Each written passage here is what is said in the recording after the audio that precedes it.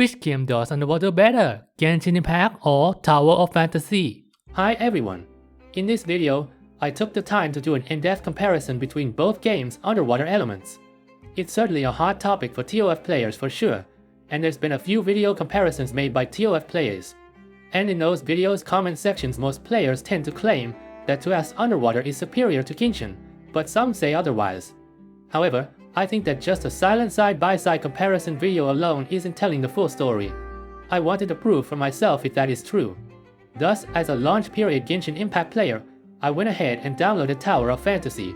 Thing is, I did play TOF at launch, but I later quit in December. So this is not my first time touching the game. After being reminded that I have dropped the game for 242 days, I rushed and finished in our storyline, so I can finally compare the underwater of the two games. But first, some disclaimers. 1. I'm a big fan of Genshin Impact and play it almost every day. That means some bias is inevitable, but I will try to minimize that for this comparison. 2. This will only include things that directly pertain to the underwater of the two games. And lastly, I only explored around Innars for about 3 hours, with the goal of unlocking all the space rifts and map beacons. So without further delays, let's start with the first point of comparison: movement controls. In Genshin Impact, the freedom of movement is incredible. I could even swim up and down while still moving forward, and I don't really feel like I'm losing control of the character. It really makes for a versatile underwater movement. So came the surprise when in TOF I have to physically pan the camera to the bottom to swim downward, and I have to stop completely to even swim upwards if I don't want to pan the camera to the top. Also, the swimming physics feels slippery, and it doesn't really look right. In the grand scheme of things, however, it is not too big of a deal even during combat, which I'll talk about next. But for this one, I will have to give better movement controls to Genshin Impact. Combat mechanics. Genshin Impact decided to introduce a simplified, well-implemented, separate underwater combat, replacing ground combat. Tower of Fantasy instead reused ground combat for underwater fights. Since both took a different approach, preference will take effect. But after thinking about it, I came to agree that Tower of Fantasy's direction of underwater combat mechanics is more preferable than Genshin Impact. Since Tower of Fantasy has aerial attacks as one of the fundamentals, which Genshin Impact do not, taking it underwater still fits right in. Furthermore, Genshin Impact has to abide by the concept of elemental reactions, whereas in Tower of Fantasy, such a thing doesn't exist. With that being the case, it presented an issue underwater, as every elemental attack would have to react with Hydro on all underwater enemies. While the new combat mechanics integrate very well with its relaxed, immersive, and tranquil underwater mood, which I love, it came with a price of replacing ground combat. Tower of Fantasy has really good combat, which means it's a big advantage when it works underwater. So by virtue of maintaining freedom of skill expression that is justified by the different underwater mood that the game conveys, I give the better combat mechanics to Tower of Fantasy. Animations. This is purely about the quality of the swimming animations, which ultimately doesn't impact the real gameplay. However, enjoying your favorite character performing their swimming majestically underwater is one that shouldn't really be overlooked. In Tower of Fantasy, different animations can be clearly seen, and they are good by themselves. When it comes to transitions, however, some unnatural movements can be seen. It is most evident when moving side to side. As for Genshin Impact, characters naturally flip their orientation when changing directions, and would gradually lean harder the sharper the turn. Again, having less polished animations doesn't negatively impact gameplay, let alone the combat. But at the end of the day, when it comes to swimming animations, Genshin Impact is better. Speed of traversal. When it comes to the speed of underwater traversal in both games, Tower of Fantasy understandably has to do it differently than Genshin Impact. More on that later as to why. As of now, there are no gadgets in Genshin Impact that increase movement speed. But to be frank, it doesn't need one. Tower of Fantasy, however, is mounts. This naturally extends to underwater traversal. One very crucial thing, however, is that not every mount is made equal. In particular, there is one mount that requires spending a lot of the premium currency to pull for it, which is clearly faster than other mounts. But even with the help of mounts, I still believe that the time to make progress on exploration isn't significantly faster than Genshin Impact's underwater exploration. So I will have to call this a tie, especially when the best traversal option is put behind a lot of gacha currency. In contrast to Genshin Impact, where it doesn't feel slow to swim around without mounts. There is one looming reason why mounts exist in Tower of Fantasy. It has to do with this: size and depth. Let's just cut to the chase. The ocean of Innars is way more vast than Fontaine seas. Tower of Fantasy absolutely crushes Genshin Impact by the sheer scale of its unfathomably deep oceans of Innars. That's why mounts are a necessity. Of course, bigger doesn't always mean better. I'm just giving Tower of Fantasy an advantage here. Now whether or not its huge size is backed by an equally lush environment is up for debate in the later points of comparison. Underwater aesthetics. For this aspect, it means the overall artistic beauty and awe of the underwater environment. Basically, how mesmerizing and gorgeous it is. This is obviously one of more contentious aspects that simple video comparisons would invoke.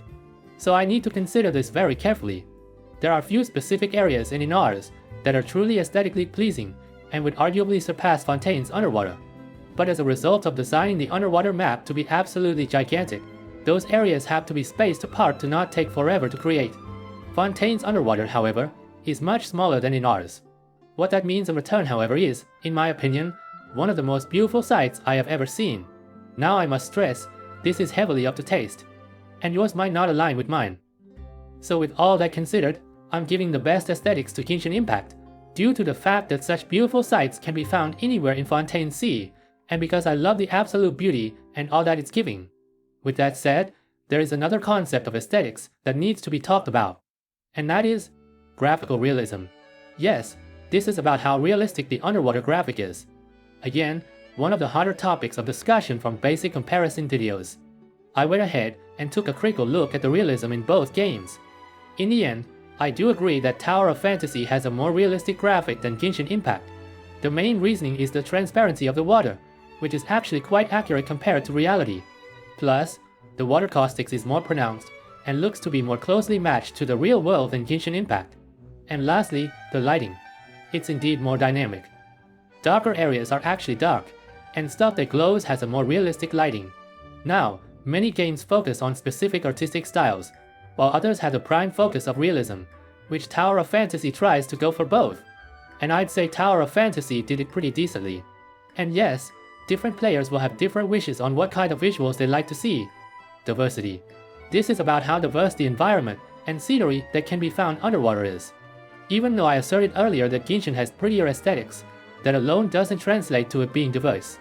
In turn, by the limited time I have exploring Innars, the underwater environment appears to be diverse. There are volcanic areas, tectonic regions, ruins, deep caves, and so on. As for Genshin Impact, the entire map hasn't yet been unlocked. That will come in future version updates. However, it already has ruins, caves, pockets of space, water barriers, and even a thriving underwater village. So it's difficult to tell, especially when I haven't explored everything in Innars. But at the current stage, it wouldn't be too hot of a take to declare that Tower of Fantasy has a slightly more diverse underwater environment than Genshin Impact. Now here is the thing, the surrounding environment can be absolutely empty and lifeless away from key locations in Innars, but I decided not to dock points for that. That's the same with Genshin Impact, but in this case, pretty much everywhere underwater is filled with marine life anyway. From this point on, I'll no longer be discussing the visual aspects, and instead tackle the other senses. The first being sound design. For this, I will be considering the soundscape of the underwater. Anything non-affected by being underwater won't be considered. After taking a careful listen of the ambience while staying still, and while on the move, I'm able to hear some differences. In the Tower of Fantasy, the sound appears muted. The high end of the ambience is cut off, and it's also noisy, which isn't for the best.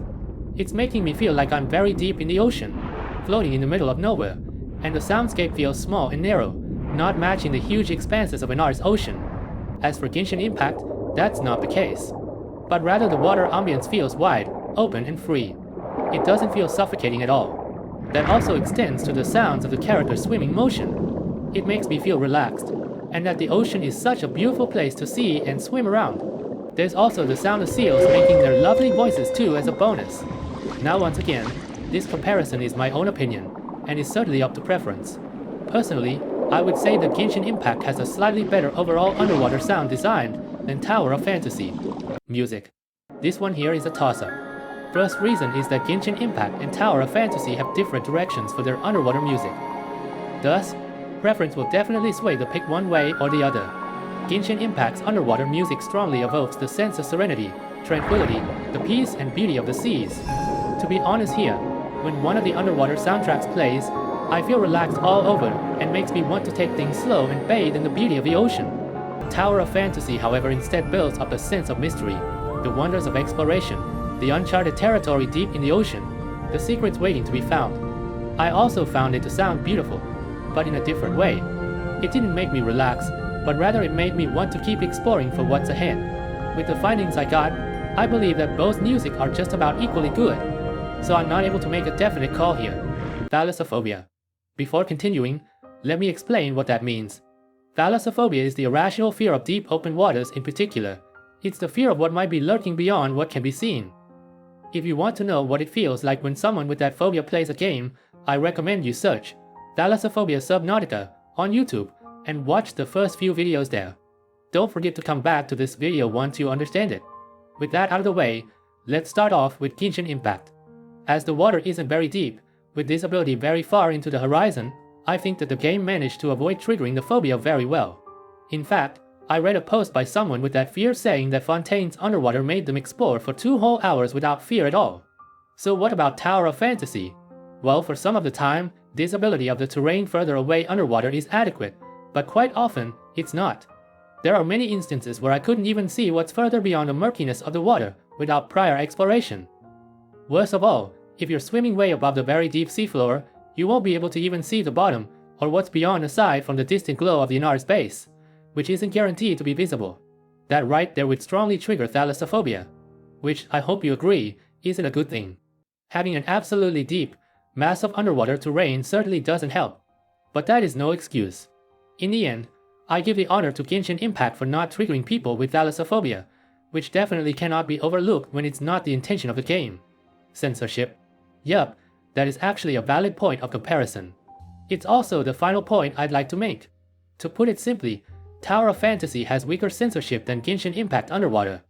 In fact, Tower of Fantasy doesn't impose any additional censorship at all, though the character still fades when the camera points upwards, regardless of the character's orientation.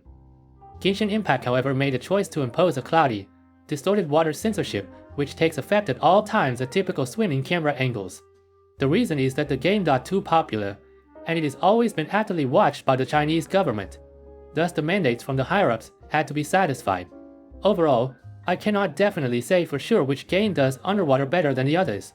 One game does something better, but the other game does something else better pretty much equally too. Personally, if I can only pick one, I would have gone with Genshin Impact. But that's because I prefer the overall peaceful and relaxing atmosphere of Fontaine's underwater. Also, don't forget the bias I have.